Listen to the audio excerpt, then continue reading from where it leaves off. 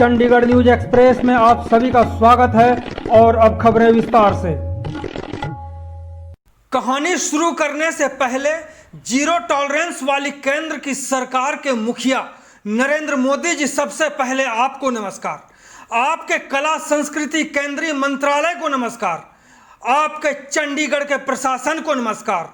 आपकी पार्टी की सांसद किरण खेर को नमस्कार और अंत में उत्तर क्षेत्र सांस्कृतिक केंद्र NZCC के डायरेक्टर सौभाग्य वर्धन को भी तहे दिल से नमस्कार।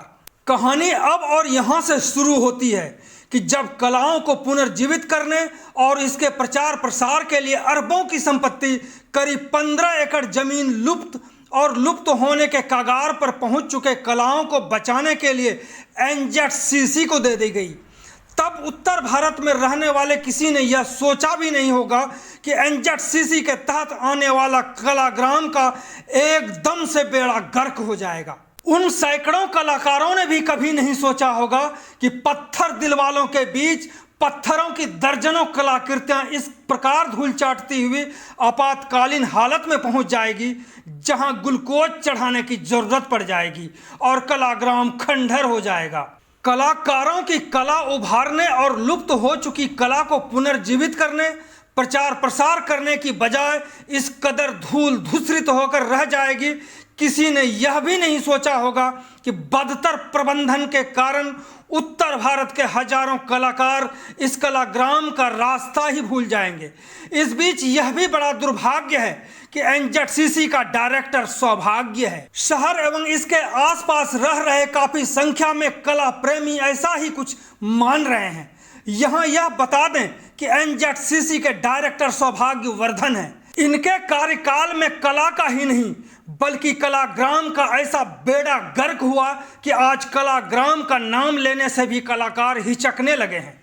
यहाँ कला को लेकर जो भी हो रहा है वह सिर्फ और सिर्फ आईवास के अलावा कुछ भी नहीं है। यहाँ यह भी बताना जरूरी है कि NZCC यानी उत्तर क्षेत्र सांस्कृतिक केंद्र के तहत शहर के निकट कलाग्राम बनाने का मकसद था कि लुप्त हो चुकी और हो रही कलाओं को पुनर्जीवित और प्रचार प्रसार करना। इसी उद्देश्य को पूरा करने के लिए प्रशासन ने NZCC को करीब 15 एकड़ जमीन दी थी, जो आज कलाग्राम के नाम से लोग जानते हैं। यह जमीन NZCC को वर्ष 1995 में lieutenant general BK N Chhibber ने दी थी, जो उस वक्त चंडीगढ़ के प्रशासक, पंजाब के राज्यपाल और उत्तर क्षेत्र सांस्कृतिक केंद्र NZCC के चेयरमैन भी थे। इसके बाद लुप्त कलाओं को संरक्षित करने के लिए 2001 में कलाग्राम बनकर तैयार हो गया था। इसके बाद यहाँ अक्सर तरह तरह के कार्यक्रम हुआ करते थे, जैसे कि एग्जीबिशन, क्राफ्ट मेला, गीत संगीत, मुशायरे, फिल्मों की शूटिंग, क्विज, हास्य कवि सम्मेलन के अलावा अन्य कार्यक्रम होते रहते थे। आज हालत यह है कि पिछले कई सालों से यहाँ वीरानी छाई हुई है। पूरा कलाग्राम भूत का बंगला बना हुआ है और कलाग्राम में कला का माखौल उड़ रहा है। हालत यह है कि NZCC और कलाग्राम आज अपनी पहचान के लिए मोहताज है।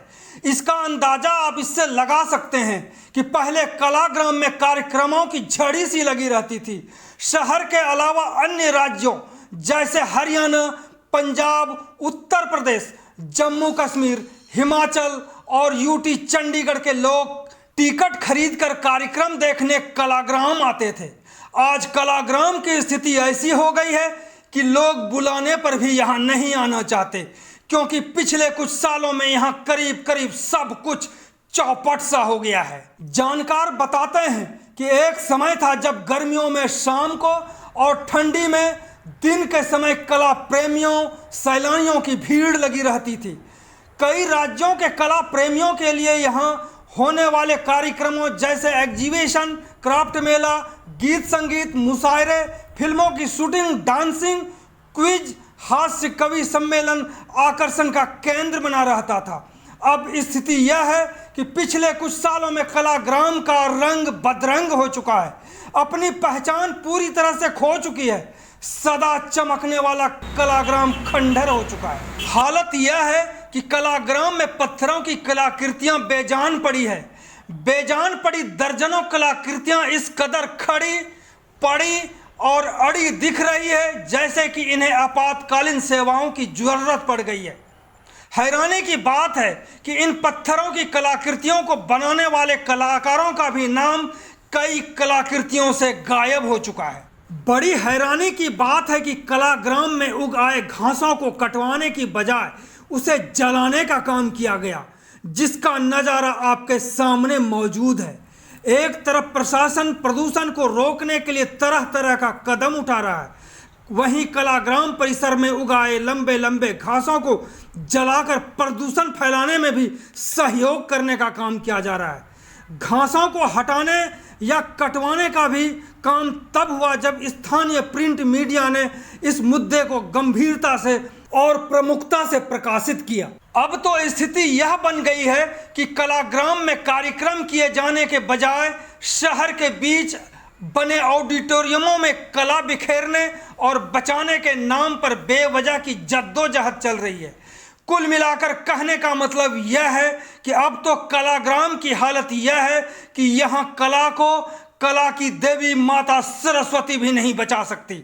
जीरो टॉलरेंस वाली केंद्र सरकार के मुखिया नरेंद्र मोदी जी से आग्रह है कि अरबों की संपत्ति को तुरंत एनजेडसीसी कलाग्राम से लेकर प्रशासन को सौंप दीजिए, क्योंकि एनजेडसीसी अपने उद्देश्य को पाने में विफल हो चुकी है।